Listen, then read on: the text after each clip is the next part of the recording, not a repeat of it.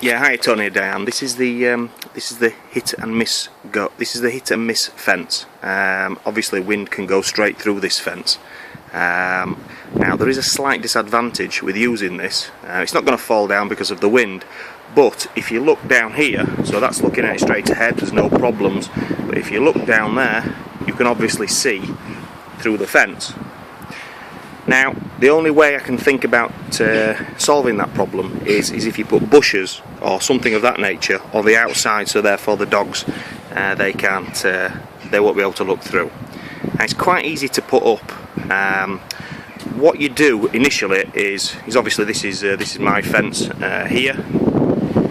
That's there with the pagoda. There you go. Firstly, what you do is you mark out using a line exactly where you want the fence to go, and what you do is you dig approximately 3 foot down. So obviously if I was starting here, you would dig a 3 foot hole there. Obviously be careful you don't go into any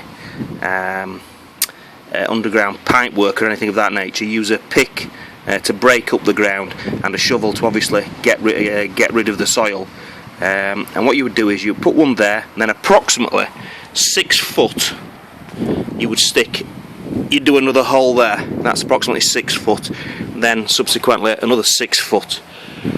So these are the posts which you would use. So that there is approximately 6 foot from there, which is approximately 6 foot from there, 6 foot from there. But it really and truthfully doesn't matter. I would say 6 foot, but obviously that is approximately 4 foot because I had to go into the corner there. Now, you dig down approximately 3 foot, and you put the posts in. Obviously the posts have got to be level, so you get a spirit level.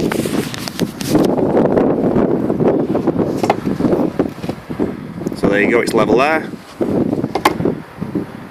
And it's level there. So you dig down, you put the posts in,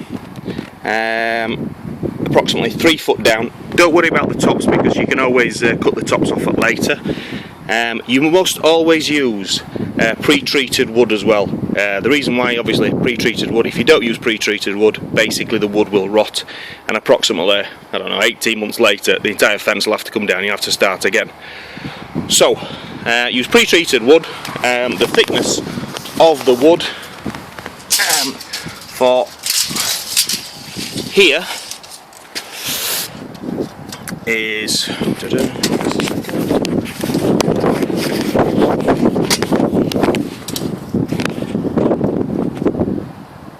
approximately 10 centimetres by 10 centimetres. And then you put the posts in, you make sure they're level. You leave them overnight. You obviously got to concrete them in using a combination of either 4-to-1 sand and cement, and put a bit of gravel in as well to make sure it's strong. 3 foot down, and then obviously you've got your fence posts. Then what you do then is, using a spirit level again,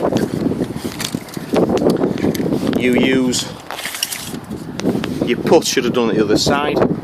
But you make sure these are straight, so the cross beams, and these are approximately 9.5 centimetres by 4 3/4 centimetres, and you put them across from beam to beam. So from beam to beam. Obviously, so you've got one there, one at the top, one at the middle, one at the bottom. Use galvanised nails as well. The nails must be rust proof. It is better if you use a nail gun to put the nails in. Obviously make sure these are level as well, once again using the spirit level. And then you put those in, so from there to there, there to there. Then what you then do is you then put the uprights in. Now the uprights are approximately 10 centimetres. It's only 10 centimetres width.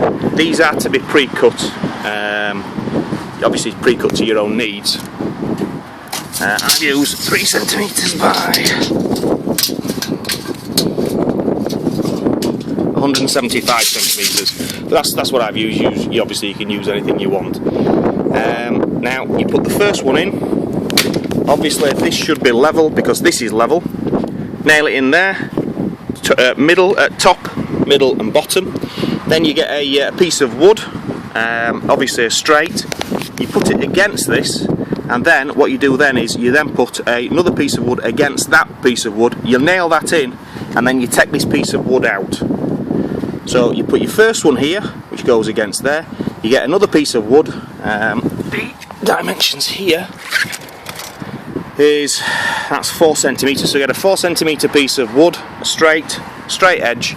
Put it against there, nail it against there. Piece of wood there, nail it. Piece of wood there, nail it. Piece of wood there, nail it, nail it, nail it, nail it. All the way down to here. This last one will need to be cut accordingly. Obviously that one there is smaller. That's about it. And then obviously at the other side you do exactly the same, but where you started at that side, you start at this side.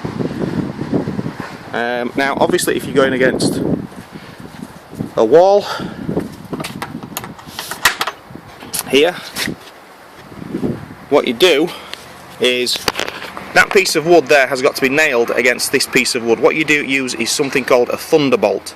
So you drill through this piece of, there's 2 pieces of wood as you can see. You drill through this piece of wood here, nail it against here using the thunderbolt. If you Google search a thunderbolt, it'll tell you what to do. Basically a thunderbolt is a big bolt that doesn't need a plug. It just basically goes straight into the concrete, straight into the brick, and it's the most secure form of doing it. And that's it. That's how you build a hit and miss fence.